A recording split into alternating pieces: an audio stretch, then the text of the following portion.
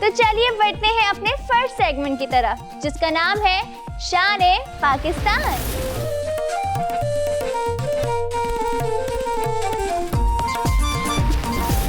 جیسے کہ آپ لوگ جانتے کہ پاکستانیوں نے سوشل ورک میں دنیا بھر میں نام کمایا ہے. ایسی ہی ایک پاکستانی سے آپ لوگوں کی ملاقات کرواؤں گی جنہوں نے پاکستان میں نہیں بلکہ پوری دنیا میں نام کمایا. تو آئیے ملتے ہیں فرحان سے. میرے ساتھ فرحان موجود ہیں جو کہ انٹرنیشنل لیول پہ کافی ایوارڈز بھی حاصل کر چکے ہیں. پاکستان میں اور پاکستان سے باہر بہت زیادہ کام کر رہے ہیں, انسانیت کی جو ہے وہ خدمت کر رہے ہیں. 450 سے زیادہ ہینڈ پمپس اور کنویں بھی لگوا چکے ہیں.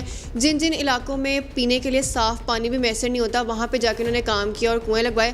بائی پروفیشن یہ ایک بینکر ہے لیکن اس کے ساتھ ساتھ ہی انسانیت کی خدمت کرنے کا جذبہ بھی اپنے اندر رکھتے ہیں.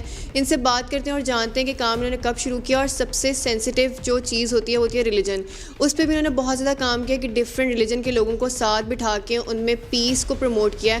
تو ان سے بات کرتے ہیں اور جانتے ہیں کہ ان کا یہ ایکسپیرینس کیسا رہا اور یہ آئیڈیا ان کے ذہن میں کہاں سے آیا. اس طرح سے ہے کہ 2010 سے میں نے اس طرح سے سوشل ایکٹیویزم کا سٹارٹ میں نے لیا تھا. اس سے پہلے میں مختلف ایکٹیویٹیز وغیرہ میں انوالو رہتا تھا, ادبی سرگرمیوں میں اور اس کے علاوہ ٹریولنگ وغیرہ میں. لیکن 2010 میں کچھ اس طرح کے ناپسندیدہ واقعات ہونا شروع ہوئے پاکستان میں جو اس سے پہلے نہیں ہوا کرتے تھے. یعنی ریلیجیس منورٹیز وغیرہ پہ کہیں پہ اٹیک ہو رہا ہے, کہیں پہ مندر میں کوئی حملہ یا کبھی چرچ میں بم بلاسٹ وغیرہ یا فائرنگ. تو یہ چیزیں دیکھ کے مجھے اندازہ ہوا کہ پاکستان کا گلوبلی جو ہے وہ ایک یعنی پاکستان کی کردار کشی کی جا رہی ہے. اس وجہ سے کیونکہ میری گرومنگ جو ہے وہ بہت ہی پیسفل انوائرمنٹ میں ہوئی تھی. میں ایک کرسچن مشنری اسکول میں پڑھتا تھا اور ہم نے اپنی پوری اسکول لائف میں تھرو آؤٹ اسکول لائف ہم نے کبھی ایسا کوئی ڈسکریمنیشن نہیں دیکھی تھی مذہب کے نام پہ. تو مجھے فیل ہوا کہ مجھے ایک اپنی انفرادی ذمہ داری کو سمجھتے ہوئے مجھے ریلیجیس منورٹیز کے رائٹس اور پروٹیکشن کے لیے آواز بلند کرنی چاہیے اور پیس اور ٹالرنس پہ کام کرنا چاہیے. تو کچھ لائک مائنڈیڈ لوگوں کو ملا کر میں نے کام 2010 میں سٹارٹ کیا. ہم لوگ ریلیجیس منورٹیز جو ہے ان کے ساتھ ہم لوگوں نے ڈسکشنز وغیرہ سٹارٹ کی. اس کے علاوہ ہم ڈفرینٹ ریلیجن سے ریلیٹڈ فیسٹیولز وغیرہ جوائن کرتے رہے, لوگوں کو دعوت دی, لوگوں کو بٹھا کے انٹرفیس ڈسکشنز وغیرہ کا آغاز کیا اور اسٹریٹ تھیٹر پرفارمنسز وغیرہ کی ہم نے منورٹیز کے رائٹس کے لیے. تو الحمدللہ اس کا بہت اچھا رسپانس ملا ہمیں. فرحان, جب ریلیجن کی بات ہوتی ہے تو بڑا سینسیٹیو ٹاپک ہوتا ہے, لیکن جیسے مسلمانوں کی سوچ کچھ علیحدہ ہے, کرسچنس کی سوچ علیحدہ ہے, انڈیا والے ہندو جو ہیں وہ علیحدہ مذہب کلچر ہر چیز ہوتی ہے. تو آپ نے جب ان سب لوگوں کو ساتھ بٹھایا اور ان میں جب ان کو یہ چیز بتائی کہ پیس جو ہے وہ کتنا زیادہ امپورٹنٹ ہے, تو آپ کو کچھ ایسی چیزیں فیس کرنی پڑیں جیسے آپ کو لگا ہو کہ ہر مذہب بہت ڈفرینٹ ہے اور یہاں کے لوگ بہت زیادہ ڈفرینٹ سوچ رہے ہیں اور مشکل آپ کو پیش آ رہی ہے ان لوگوں کے اوپینین کو سیم کرنے میں؟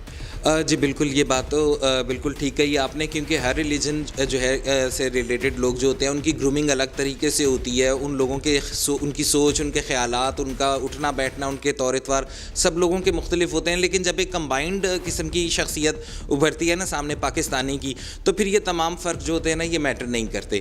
تو ہم لوگوں نے جب انٹرفیس ڈسکشنز وغیرہ کا آغاز کیا تب ہم ان لوگوں میں سب سے پہلے اس سوچ کو بیدار کیا کہ ہمیں مسلمان بن کر, کرسچن بن کر اپنے انفرادی لیول پہ تو ہم نے یہ باتیں سوچنی ہیں, لیکن اجتماعی لیول پر جب ہم نے بطور پاکستانی سوچنا ہے تو ہم لوگوں نے اس سے تھوڑا سا ہٹ کر سوچنا ہے. کیونکہ ایک گھر میں رہنے والے بھی سب افراد جو ہوتے ہیں ان کی طبیعت میں, ان کی سوچ میں, ان کی فکر و خیال میں بہت ساری تبدیلیاں ہوتی ہیں, لیکن اس کے باوجود ایک گھر میں لوگ بہت سلوک کے ساتھ اور اتفاق کے ساتھ رہتے ہیں.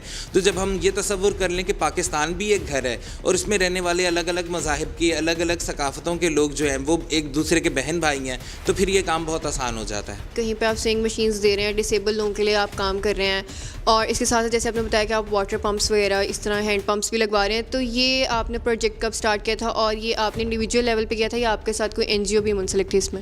اس طرح کے جیسے کہ 2010 میں ہم لوگوں نے یہ سوشل ایکٹیویزم کا سٹارٹ کیا اور ہم نے پہلے ہیومن رائٹس اور منورٹیز کے رائٹس کے لیے کام کرتے چلے گئے. 2 سال تک ہم لوگوں نے تقریباً اسی طرح کے یعنی نان فنڈ بیسڈ پروجیکٹس ہم نے کیے کہ جن میں فنڈنگ کی کسی قسم کی ضرورت نہیں تھی.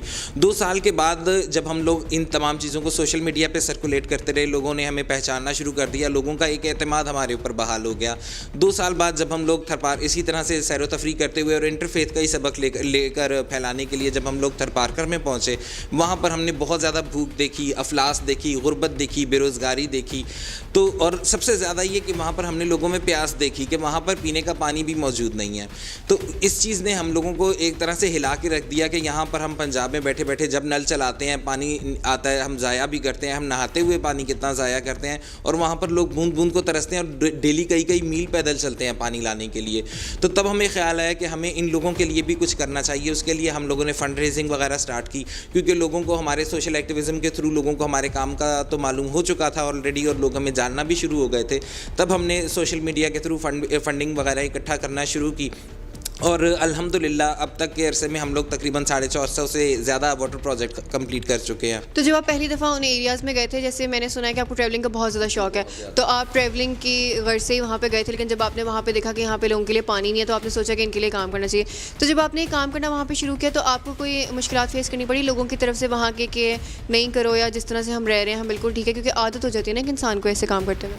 نہیں, لوگ تو وہاں پر چاہتے تھے کہ ان کی مدد کی جائے, کیونکہ وہاں پر لوکل گورنمنٹ کے لیول پہ تو ان کی اتنی امداد نہیں کی جاتی, نہ ان کے مسائل کی داد رسی کی جاتی ہے. یعنی ہاسپٹلز نہیں ہیں, اسکولز نہیں ہیں, کوئی ایسے کوئی میڈیکل سینٹرز وہاں پر نہیں ہیں.